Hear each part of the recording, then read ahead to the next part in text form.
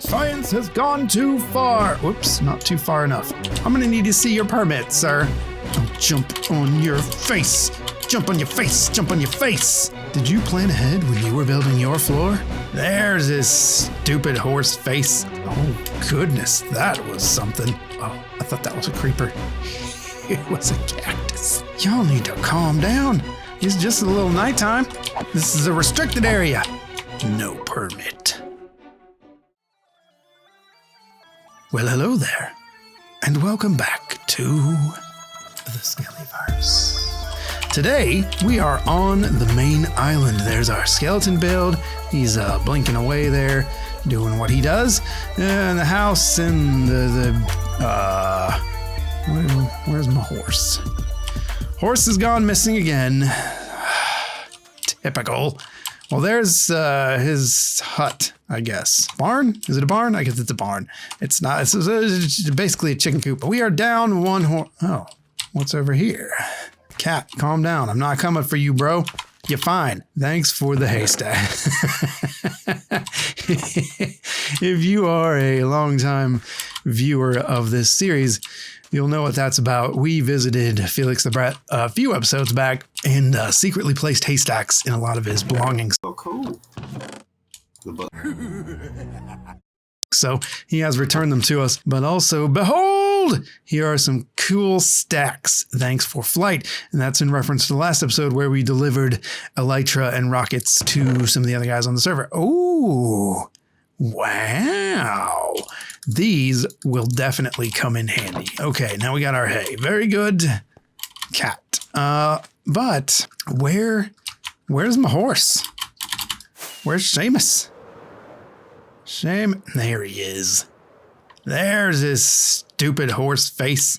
Listen, this is not the area for horses. The horse area is clearly defined, and you are in violation of horse code. Let's bring him back. That reminds me, if you keep up on Minecraft news, you probably will have seen that 1.15 is going to come out soon. December 10th, actually, they released the release date. One of the things they're going to fix in that version is this whole entity lead thing. So hopefully, once we get that going on the server, Seamus will no longer wander off like a butt. Hello, chicken of the potatoes. And cat of the sands. We got a lot of cats. They're escaping from this village, which is not at all a prison. It is a custom village that we built to keep villagers safe. Huh. Are they in there? Oh yeah, they're in there. I can hear them. There they are. Anyway, what was I talking about? Oh yeah, the goal for today is to build something which is outlined by these dirt blocks right here. Let's eat. So, sun's going down. Let's eat so that we don't die. And then, let's take off gracefully without any issue. And survey the land. So you can see right here, there's the outline of what we're going to build. And what we're building today is an ultra super smelter of justice. So yeah, it's going to be right here. And what we're going to do first is we're going to dig out the outline and put in a floor, kind of a factory looking floor, hopefully, because the goal is to make this into like a factory building. And the smelter is going to take up this entire area pretty much. But we want to put an outside over it after, like a facade, like a factory building type of thing. And there's a creeper hole there, so don't worry about that. It's going to get covered up anyway. As I head into this village here to borrow a bed, let me tell you a little bit more about this smelter idea. It's something that I have been messing around with in my creative test. Pretty sure it's night. Well, okay. Okay, fine. It's dusk or whatever, but it's close. Let's sleep on the bunk beds. I don't think I've slept on these bunk beds. Holy moly. Y'all need to calm down. It's just a little nighttime. Yeah. Okay. I'm going to use this bed. How come they can sleep and I can't? Unfair sleeping practices. Oh, jump on your face. Jump on your face. Jump on your face. Oh, there we go. Okay, we're good. Good morning. Oh, God. Get out before they do something terrible. Good morning, goodbye. Okay, so as I was saying, this smelter is, well, first of all, it's not entirely my design. It is based heavily on a design by Skellyverse, and I will link that video in the description if you want to go see him build it and what he has to say about it. But I've taken some of the main concepts from his design, and I've added on some of my own. I've changed some of the circuits and some of the parts that go together just to make it my own. You know, that's the difference between inspiration and copying. Copying is you do it straight one for one copy. Inspiration is you look at it, you think that's really cool, I want to do something like that, and then you take it and you make it your own. It's a great way to learn. I learned a lot about redstone mechanics just by trying to do this. So like I said, I've got it sketched out in my creative world, and now we're going to go ahead and time lapse the removal of the sand, and we're going to add in the floor and a bit of the bottom wall, and that will sort of give us the outline that we can work off of to build the rest of it. So let's do that.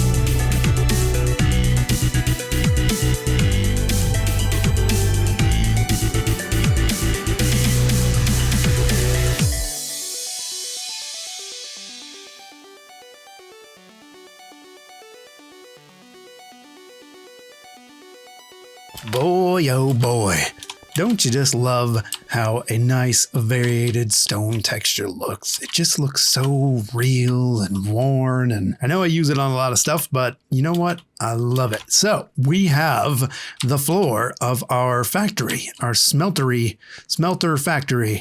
And don't worry about the dirt. The dirt is going to go away. Eventually these will be walls, because we want to have walls to our factory and a big door and all kinds of stuff like that. But I wanted to get the floor down first, because doing that afterwards is going to be a pain with all the stuff that's going to go in here. And the entrance is down on this side. And I don't know if I mentioned, but I did start color coding all of my shulker boxes. I say coding, but what I really mean is I just made them different colors. I do have like rockets in a red one and different dyes in a pink one. Hello. But these just basically just filled with random stuff that we're going to need for today to build this. So I just slapped them down there and made like a little temporary work area. Don't worry, this is all going away. Next, we need to start building the basic return system for our smelter, and that is going to be made out of ice. So somewhere in this chest monster, we have ice. There we are. The ice starts right here, and this ice block, this ice path, I should say, is going to be used to move the items once they're done being smelted. So we will start here with this, just to kind of give us a reference of where everything needs to go. There's some scaffolding. We can use that for now. I went mining the other day and we have some more diamonds. That's actually what prompted me to do this project. Is I went mining and I got a bunch of iron and other stuff. It was a particularly large amount of items and it just took forever to smelt it, and you just have to stand there next to it. And I thought, you know, there must be a better way. Spiders, there must be a better way. And behold, yes, there is a better way. Look at those shadows. That's what shader mods are all about. Okay, sun's going down. I stole a bed from the nearby village, just totally normal village, not a prison. Stole it from there. Although It's one of the reasons I went with slabs for the floor, is that nothing can spawn on slabs. So even though this isn't lit up right now, it shouldn't be a death trap like it was previously, you probably saw in the replay time lapse there. What am I doing? I'm being distracted. Okay, so let's start with the basics, right? We need our furnaces. We should have the 16. This design includes 16 furnaces, and those all need to go out here so that we can return items from them. Well, should have thought of that. This is going to be a huge hassle in the pants. Okay. Running on ice. Woo. All right, let's sleep. Let's sleep, I said. We need some old dispensey boys. Where are they at? There we go. Quit hissing at me. Listen, this is a factory and you don't have a hard hat. I'm going to need to see your permit, sir. The inspections are not started yet. We're not even building. This is all legit. Don't worry. Inspector Spider here has some concerns about our construction site and our building habits, so we'll just let him observe if he really needs to. Yeah, see? It's all up to code. Don't worry about it. This is just normal ice here.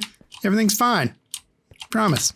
Okay, below this ice right here, we're going to need a dispenser that dispenses stuff into our water stream, okay? So let's do this just right down there, okay? Great. Like that, basically. Furnace feeds into hopper, feeds into dispenser. Dispenser is going to dispense it out, and it's all going to come back here and find us, right? Once again, poor decisions were made. There we go. Hopper feeds into there, and that is going to give us the ability to put items inside it for the fuel. That'll go into this slot. And in the top, we have a hopper that's going to give us the ability to put the items in that need to be smelted. So there's our basic setup. So we're just going to copy that out 16 times across, and that's going to be the basic chain of what we want to do. So I'm going to go ahead and do that, and then we'll get back at you. Okay, so that's the meat and potatoes. The items to smelt go on the top, and all the fuel goes in the side, and we'll go over that later too.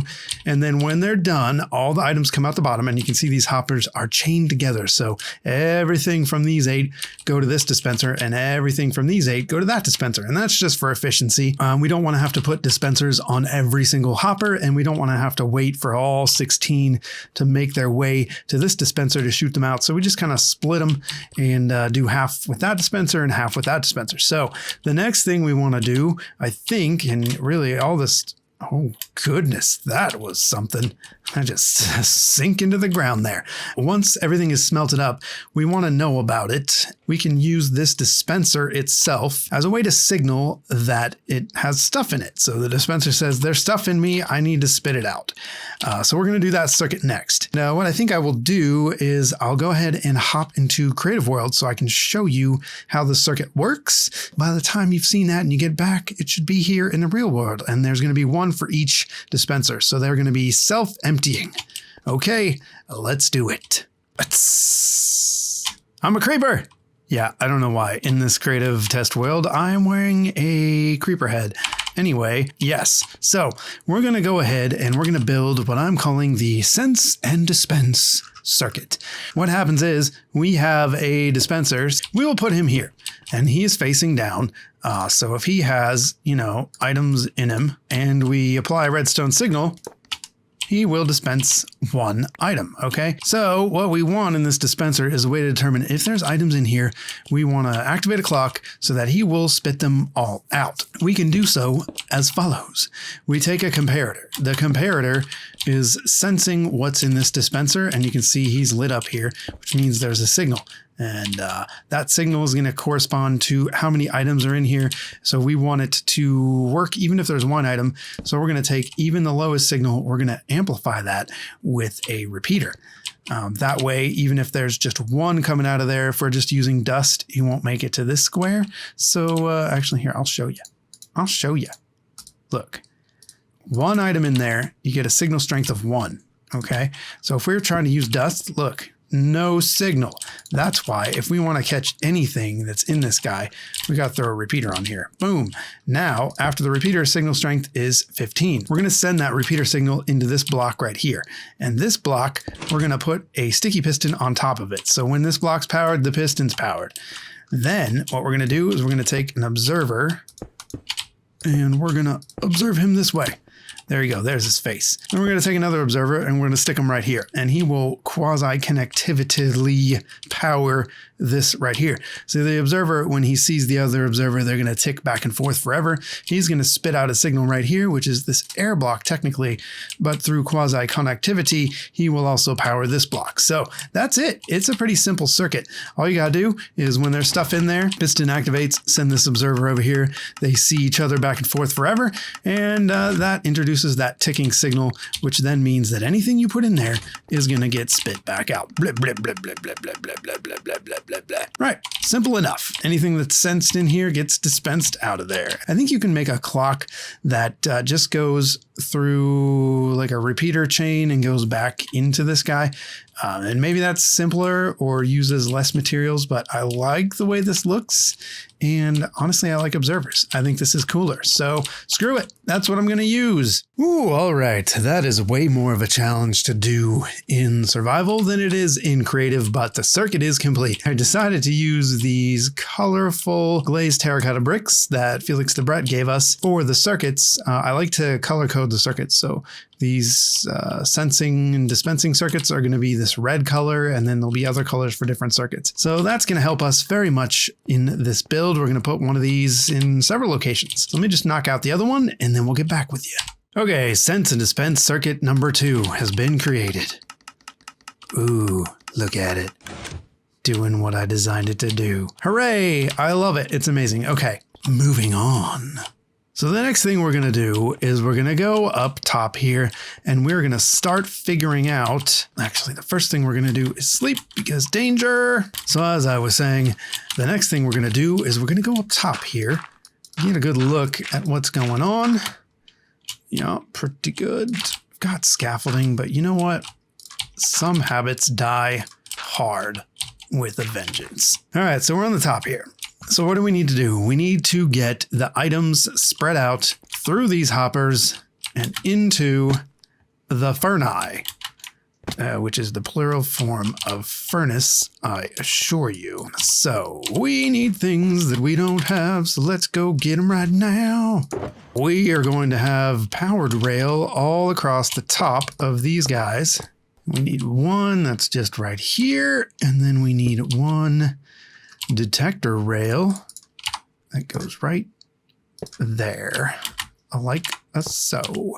Great, perfect, 100%. And so what's going to happen here is we're going to have a hopper minecart that rests right here on this detector rail, and this comparator is going to measure if there is stuff sitting in our minecart waiting to be spread throughout the top of all of these hoppers.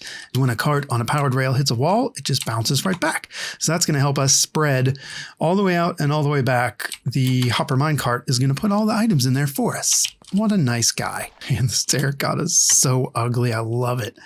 And this here, this is a matter of timing. The goal is to keep the minecart in place long enough to receive the amount of items that we require. And the way we're going to do that is with delay. And then we need to make this go up a corner and around. Science has gone too far. Whoops, not too far enough. Okay, right here.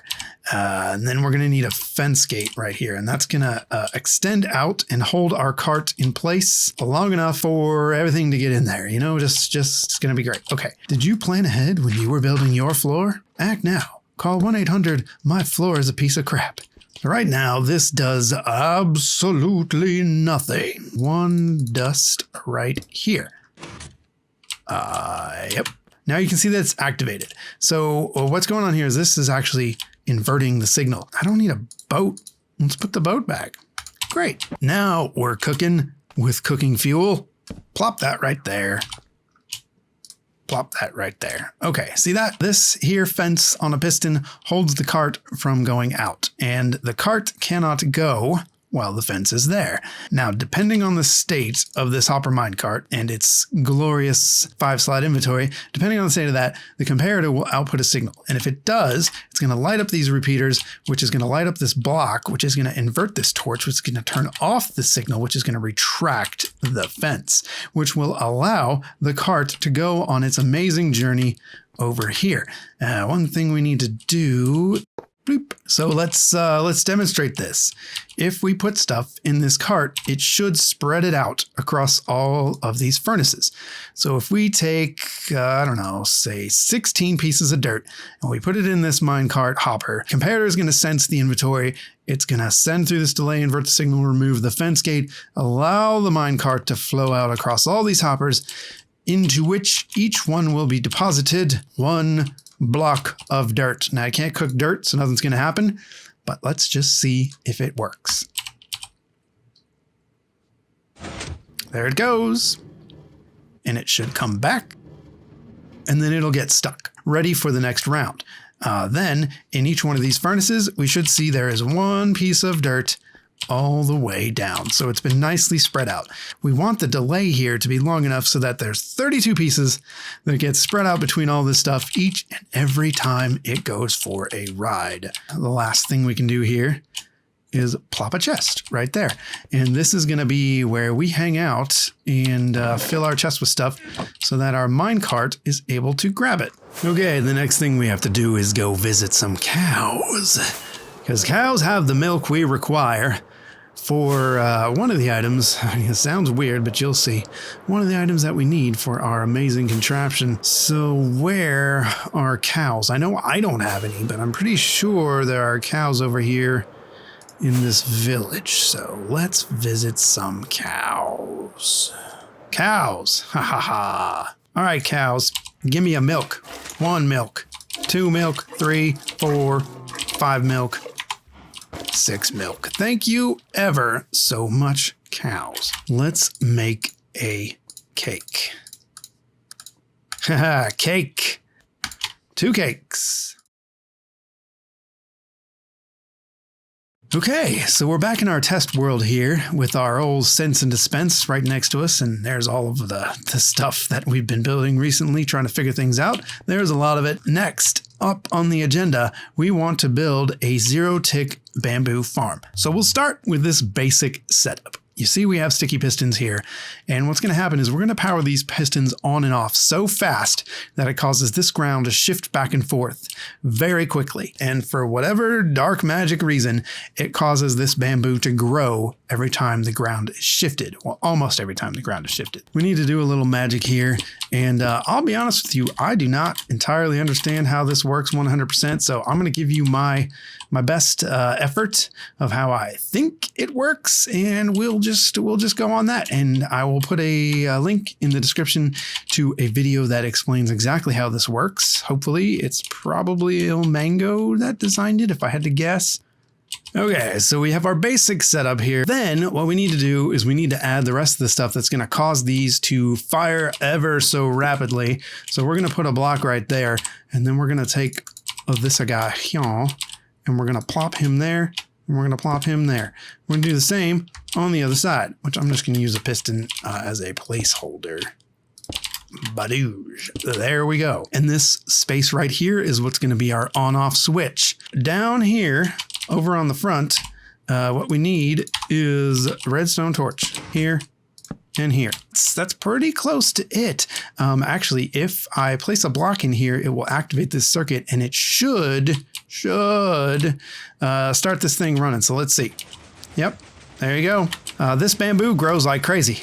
So let's turn that off, basically, because that's annoying as hell. We're going to observe down there, and anytime this redstone gets lit up on the odd even cycle of this thing, it's going to send us a signal to here, which is going to give us, steal one of them, that. And that's going to cause this piston to shoot out and break the bamboo over and over and over and over and over. Take a hopper and put them right there. And really what you'd want to do is get some type of glass and put it all around this, you know, so that you don't lose all of your stuff. And that's what we're going to do in our actual world. So there you go. Basically, this thing will produce bamboo very quickly. As you can see, almost more than a few every second. And that's the basic premise of our fuel system for our magic smelter. Let's go back into the quote-unquote real world and give it a build. Hooray. Okay, so now, like I said, the next part we have to worry about is getting fuel into these furnaces. So the fuel is going to come from our zero-tick bamboo farm, which you just saw, and it's going to flow past all these hoppers, which are going to fill up our furnaces. So what we need to do is start constructing that. Just getting dirtier all the time. Okay, there we go. He's facing down. He's going to spit out all his goods into this water stream. And then this hopper is going to feed into it. This is the hopper that's going to collect all of the bamboo, which is going to be coming from right here. So using that sort of as a guide, we can work our way around it. So instead of making you watch me struggle through creating this in survival, which is a huge hassle, I'm just going to go ahead and cut ahead to once I have this complete, since you already saw me build and test it in the creative world. So I'll be right back. So we have all this bamboo coming out, which we need to go into these hoppers, right? We could take a water stream, place it right here, which is going to float all this bamboo out and around this corner. And it's going to hit this wall because there's nothing here to stop it. But one of the things that we need to do is align this bamboo so that it goes along the edge of the hoppers. The reason we want to do that is because I'm just going to start throwing these in here. And it's going to start cooking up my cobblestone, isn't it? Which actually means we should see this activate in just a moment. And it's going to spit out a cooked piece of stone. Yep, there it goes. System is working. Fantastic. So what I was saying is we got to get this bamboo to line up on the edge of this hopper, because you can actually get inside the divot of a hopper if you try really hard. And you're an item. I think mostly if you're an item. And anyway, they can get stuck in the top. So if you try and make a water flow go across the top of these hoppers, a lot of the bamboo is going to get stuck and it's not going to make it all the way down. So one of the tricks that I learned from watching Iskal's video is to align the flow so that everything goes down the center. And one of the ways you do that is you block off the top of these with iron bars. And then what we do is there are two items in the game which are the exact right dimensions to make another item float just down the middle. If we put full blocks here, they're going to be pushed. Like if I put a full block here and a full block here, they're going to be pushed into the center of these blocks, which we don't want. What we want is for it to be right on the hairy edge. And that is why we made cakes. Now, I better not eat these cakes because then I'll have to go make more cakes. And that's the problem with using cakes. You can use chests, you can use cakes. So we'll put one here and we'll put one here.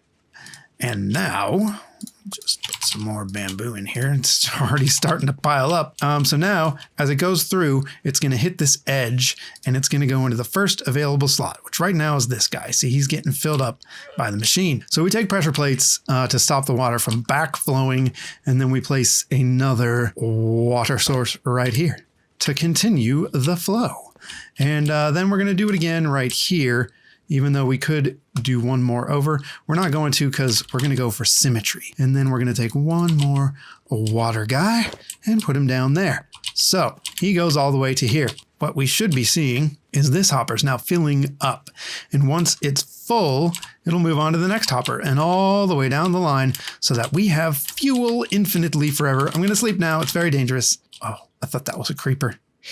It was a cactus. Pretty much, we're close to done, people. I gotta tell you, we're getting close to done. I thought it was going to take longer, but I guess, you know, when you build something and you plan it out and you practice it and you take a lot of screenshots and reference photos and go back and forth between the creative world to find out things that you're missing, well, then, you know what, it kind of all comes together. We want to take a signal off of the very last hopper in the chain to determine when it's full, because when this hopper is full, we know we can turn off our bamboo dark magic factory because we don't want it to run forever. Bamboo will pile up and it will lag out the server. So we're going to take a signal off of this guy and we're going to run a line all the way over there to that block, which we currently have permanently powered by this redstone. And we're going to make it turn on and off based on the fullness of this hopper. It's going to be a sensing circuit, sort of like what we did here, except we're going to run it around a corner. So let's go ahead and get that started. Ow. We do want our items to come back to us, don't we? Bye-bye.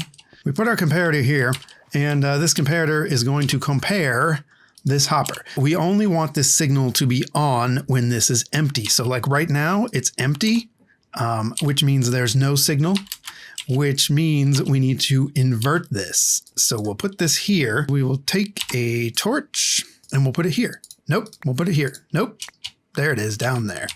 Great. So now if we put something on top of this torch, bla rouge like so.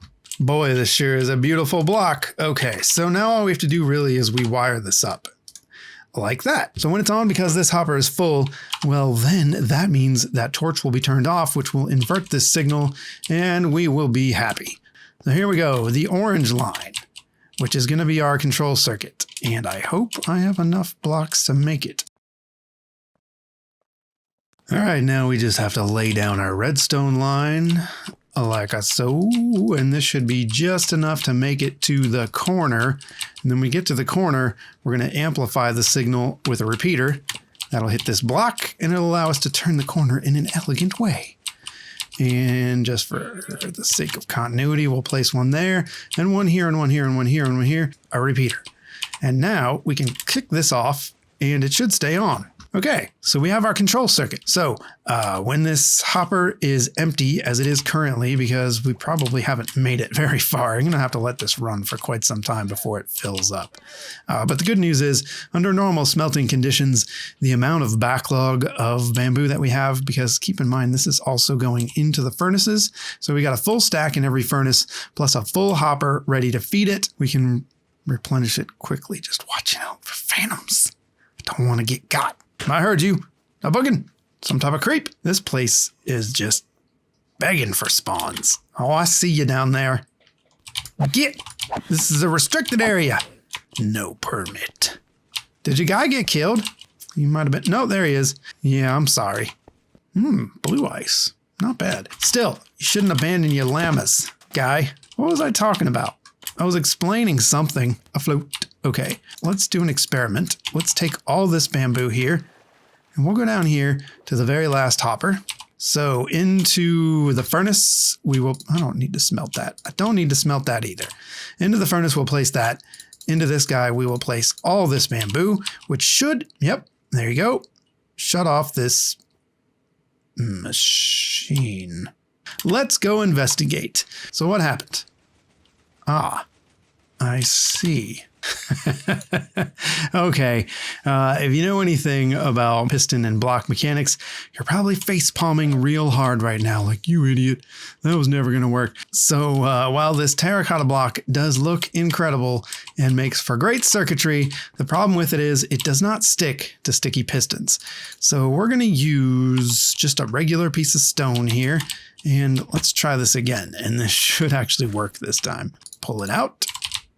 Turns on, and then pop it back in, turns off. Okay, there we go. That was a derp. That was a derp by me, but everything's fine. We figured it out. A little troubleshooting, debugging, if you will. And now we can move on. Now, really, the only thing left to do is to finish the item return, and then we should have a functional system. So let's get cracking on that. This is where our items are going to come back to. And actually, we are going to plop a hopper into the back of there. And then we're going to funnel all our items up to this so that they get returned to the chest right next to the input. So input here, turn around, pick it up there. Wonderful. Let's do that. All right, so I finished this elevator and AFK'd for a while to make sure that all this was filled up so that we can finally test it. And while I did that, I lit up the area because it was getting kind of terrifying around here. Had a creeper blow up like right next to my chest monster, which I do not appreciate. Okay, time to test. So what's going to happen is I'm going to put these 64 cobble into this chest. The chest is going to drain into the hopper minecart, and as the minecart fills, it'll be detected by the delay circuit, which will hold it long enough to receive 32 items. At that point, the cart will be released, and it will travel down this path, depositing 1 cobble each pass for a total of 32 items before it docks again to receive more. As the furnaces begin to smelt and use fuel, the circuit will be triggered, which will activate the zero-tick bamboo farm and begin to refill the hoppers. Then, once the stone is finished cooking, it'll be moved along the hopper chain into the dispenser, which will auto-sense and dispense the finished product into this water stream, which will deliver it right back up to us. And obviously, as an added bonus, this means that we do not have to sit there and split up a stack and put them into all these furnaces. And we don't have to go and dig for coal and fill up all the fuel to do it. We don't have to go back through and then pull all the items out. All we have to do is pop it in one chest and wait for it to go into the next one. That is it. Simple, easy, efficient. That's what we're here for. It should be more than 16 times faster than just plopping one stack into a furnace, obviously because there's 16 of them, but also you lose time in putting more things in, pulling more things out, adding fuel, blah, blah, blah. So let's see what happens. Ready, set, a go.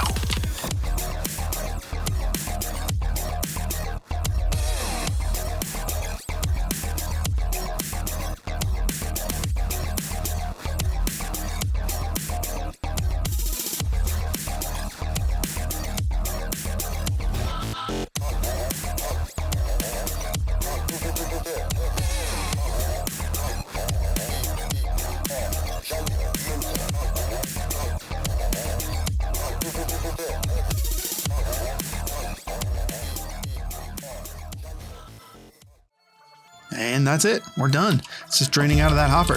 So that was less than a minute. And then obviously it's going to take a little longer to refill all this up to here. But that is all the time that we have for today. I hope you enjoyed this very in-depth technical episode. I certainly had a lot of fun. Feel free to subscribe if you want to see more. Leave me a comment. I try to respond to every single one. But until next time, peace out.